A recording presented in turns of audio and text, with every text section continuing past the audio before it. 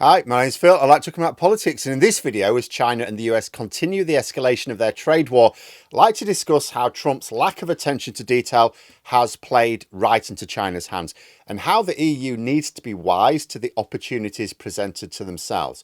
But first, for daily news and commentary, please hit the subscribe button to stay notified. So, at the risk of trying to make too much sense of Trump's madness, let's suggest that one part of the strategy is to hobble China. Trump is trying to force Southeast Asian countries in particular to raise trade barriers against China in order for kinder treatment from the US. Now note, the kinder treatment is not going back to the way things were. And there are multiple problems for Trump with this strategy that I really don't think he's considered. Yes, I know. You could fill the British Library with a list of things he hasn't considered. But the first is that China, unlike Europe, paid attention to the warning signs years ago and has been preparing. For example, their push to develop low carbon energy. That's not just because the Chinese government like hugging trees. It's because they wanted to establish energy independence in the event of having to deal with a major geopolitical realignment.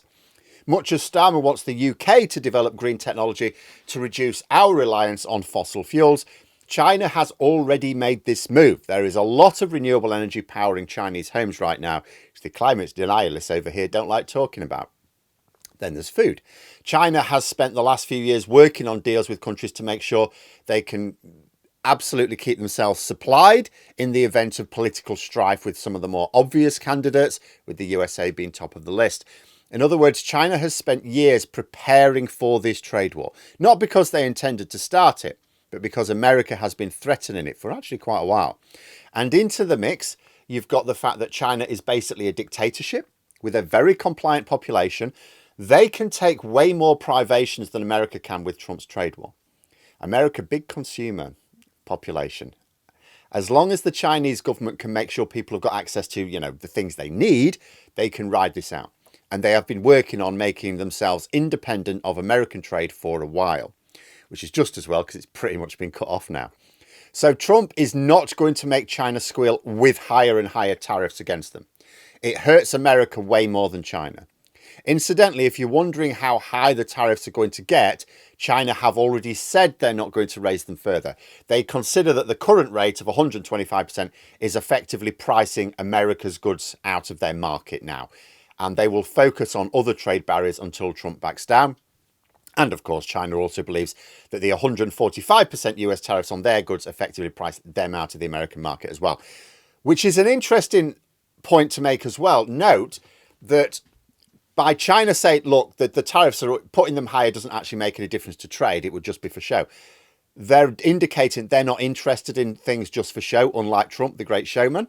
They're just going to focus on practical applications of the trade war tools.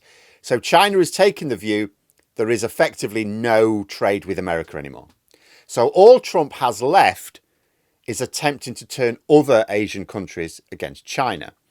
But even this seems unlikely. Several of these countries absolutely depend upon the American market for exports, hence why Trump rated their so-called reciprocal tariffs so highly. But geography, as always in trade, matters. Yes, there are some countries in Southeast Asia right next to China who export more to America than China, like Vietnam, Cambodia, for example. But Trump isn't offering that level of export unless they massively increase their American imports, which they won't be able to afford to do. The bottom line is that the likes of Vietnam and Cambodia have permanently lost the scale of exports to the United States, which they've been used to, while Trump remains in charge. And there's no guarantee that his successor, whenever that would be, will change very much, if anything. So in terms of the trade deal that Trump offers them, it's almost certain that the price of trade barriers against China won't be worth it. Also, Trump is known for not honouring his agreements anyway. China also likes to throw its weight around, sure, but it is almost certainly now a more trustworthy trade partner than America. And China is the superpower right next door. Next, it's worth considering China's exports to America. Now, in terms of these sky-high import taxes, which will now make much of them unaffordable, but the Chinese exports which America really needs, and Trump has provided tariff exemptions for, China controls about 80% of the trade in rare earth metals, absolutely vital for American tech, including military tech production. And China have restricted their exports of these. Now, if China really wanted to put on the squeeze here, they could cut these right back. Trump will have massive problems. Trump has not thought this through. The bottom line is, for Southeast Asian countries, which Trump is particularly targeting, by and large, they're going to trade more with China than the USA, certainly from now on, regardless of what deal they come up with Trump. And for Southeast Asian countries, as well as countries elsewhere, the USA is threatening high tariffs and China is not. Who would people prefer to do deals with? And then there's another consideration. Trump's deals are not binding. He has a history of breaking them. He is not a reliable or good faith deal broker. Although I accept that the USA is very powerful and can bully a lot of countries, long term, you just don't see how, if Trump forces countries to choose between the US or China, that anyone really chooses the USA. And China itself can ride out the storm more easily than America. It's bad for both, but more easily than America. China's not a democracy. China has prepared for this day. It's really pushed ahead with renewable energy, secured supply lines of food and so on. They control the critical minerals, which American tech companies absolutely need. Must just repeat my view of this nonsense as well. So many people still trying to work out some cunning plan behind the madness. He is just an idiot, seriously. That is actually the explanation. I have actually yet to hear an independent economic or trade expert expressing any other view. Like, I've listened to so many academics, investors, former trade advisors over the last week, and whenever they talk about it, idiot, moron, imbecile. These are the words they use to describe what Trump has done. These are not political commentators. They're not trying to be edgy. They're not trying to be rude. They're just explaining to people what's going on. There is no cunning plan behind this from Trump's point of view.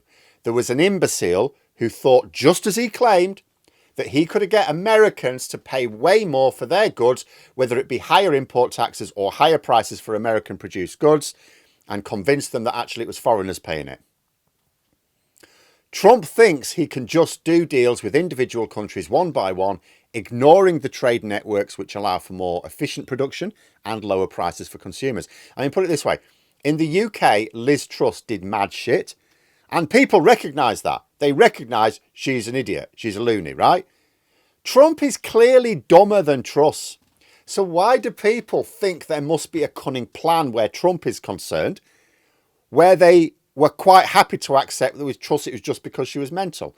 He is ignorant. He is of low intelligence. It's really that simple. Yes, there are perhaps people whispering in his ear who have more cunning, but this tariff idea was hid, and he deliberately surrounded himself with people who would not stop him this time. He thinks his big mistake during his first term was getting advisors who would say, no, that's mad, Mr. President. So he's deliberately surrounded himself with other people who do not understand trade. And being honest, although there might be some smarter people advising him, they have no wisdom. There's no reason to suppose Trump is being advised by anyone who knows the first thing about trade or macroeconomics or anything. He does not seek out experts to advise him. He seeks out people who tell him that the mad shit he is proposing is a good idea. It's just that some of them balked last week when the bond markets took a tumble. This sort of means that in practice, he's effectively seeking out ignorant boobs to advise him. Hence the childishly ridiculous maths that was used to work out the original tariffs, and even then, they messed it up. And that is another advantage China has. They have prepared. They have made sure they can ride out a trade war with America. The way their society is set up is perfect for withstanding an economic siege. And they are also up against a moron.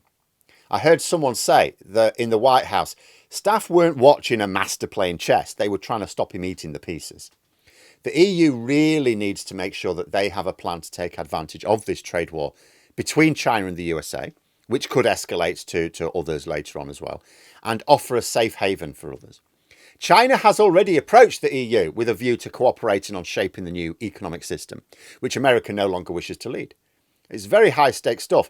If America continues down this road, and the signs are that they are, and the reduction in tariffs for 90 days, by the way, doesn't change that, the basic premise behind Trump's withdrawal from the world economic system is still being maintained. This means unless Trump properly backs down, someone else will be leading the economic system which emerges. Now, who will that be?